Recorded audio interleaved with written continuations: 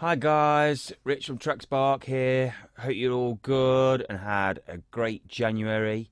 And you're revving up for Valentine's Day, buying your loved ones milk tray and a bit of Ferrero Rocher and all of that.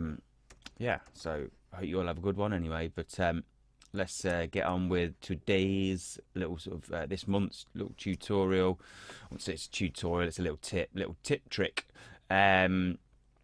And I've called it side chaining your reverb.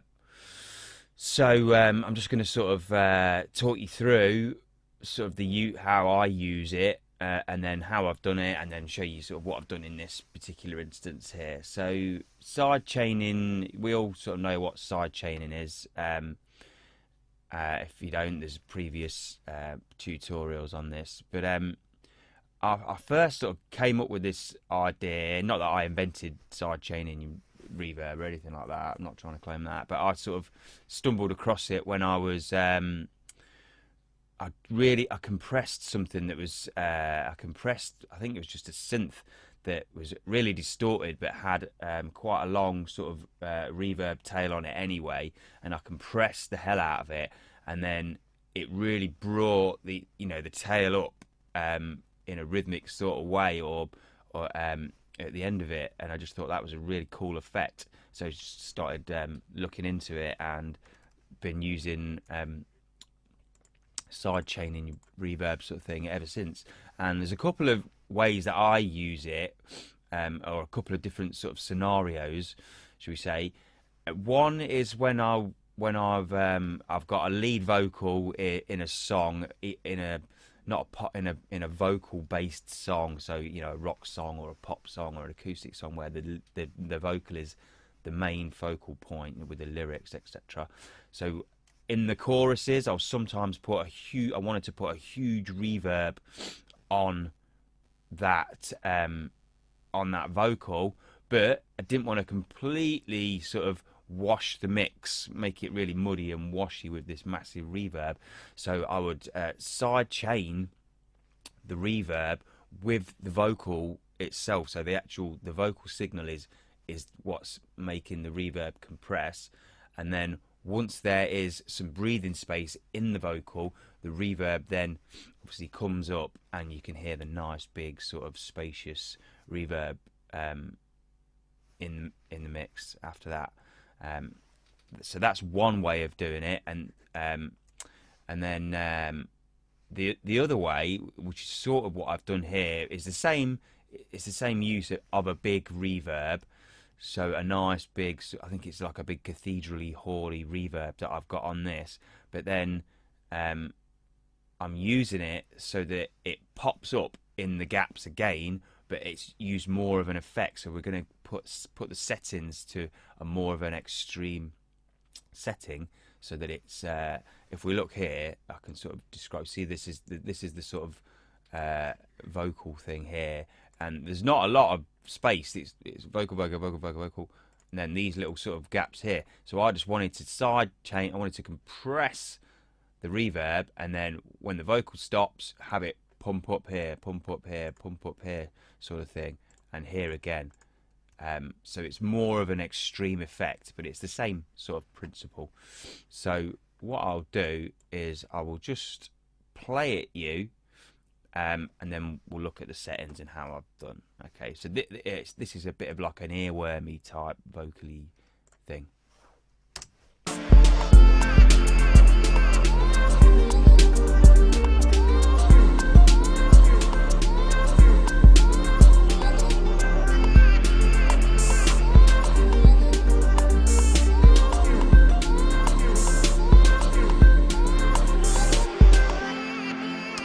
So there we go. You can hear it, and then you can still hear it because you can hear the reverb tail still now. So it's a big reverb we've got on that.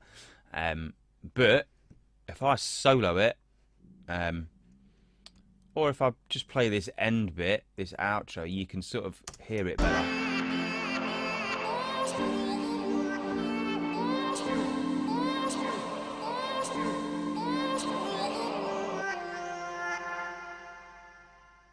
And you can hear it really jumping up in those gaps. So it's more of an effect, rhythmic effect, but also of a nice reverb there that I've got.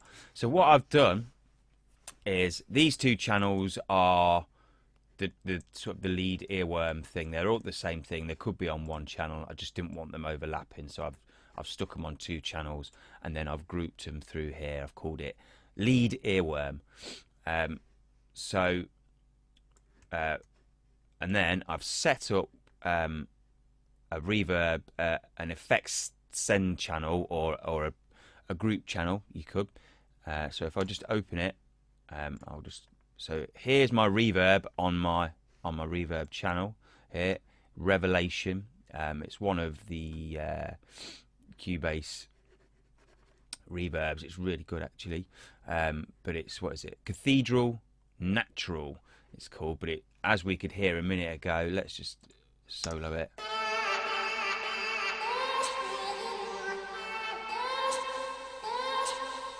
It's a really big sort of, really big, excuse me. Excuse me. Yeah, so it's a really big cathedral reverb we've got going on there. And then from my my earworm, I'm just sending my earworm group to my reverb, so as you would any normal sort of reverb setup.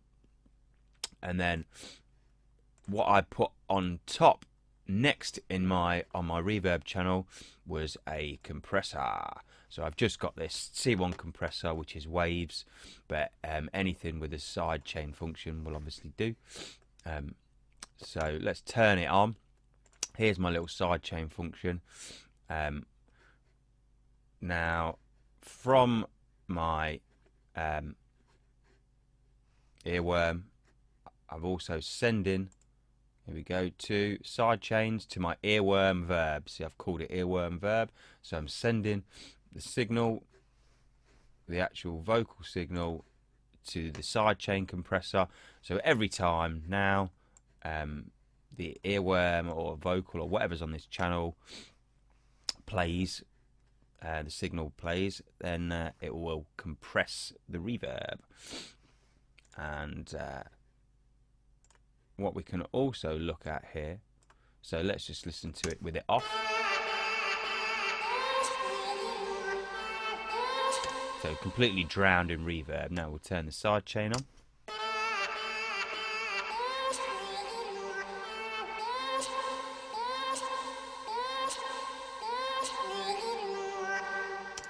So now you can hear, and then we've got that at the end of it, we've got that lovely reverb tail that will fill the space in the tune as well.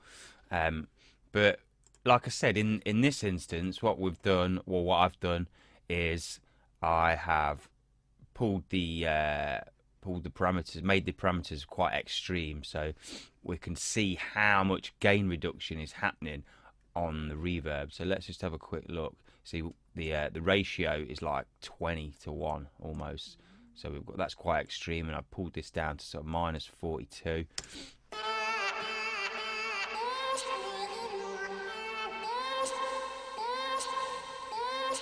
So we can see the gain reduction there is going past -12, and then the release time's fairly quick, so it's pumping straight back up. If for an instance, the other scenario I was talking about, the just using it on a reverb just to, you know, make sure that the mix wasn't quite so washy and muddy with covered in reverb, we might obviously take these parameters, back them off quite a bit, sort of thing, and then, you know, smoothing out the release time so that it's not such an obvious pump up. I mean, that's probably too little, but let's pull it down a bit.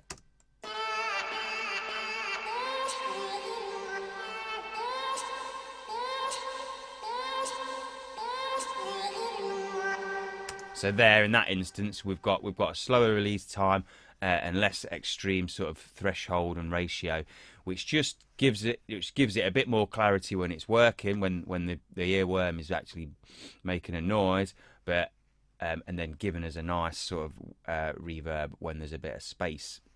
So bringing it up nice and gently, so we're somewhere in between. But like I said, we're going for extremities on this one.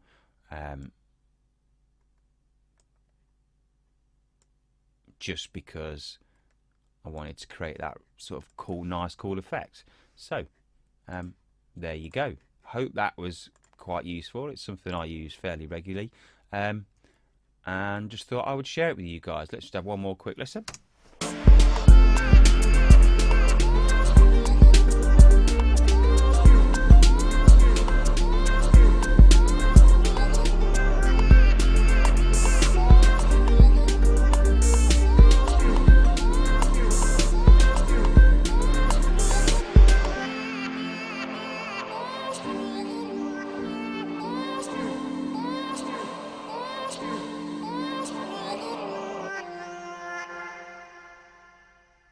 There you go. It's probably a tiny bit too extreme on that just there, but I think you get the point. And like I said, hope it was a cool little useful trick, and give it a go. Cheers guys, speak to you next month. Bye.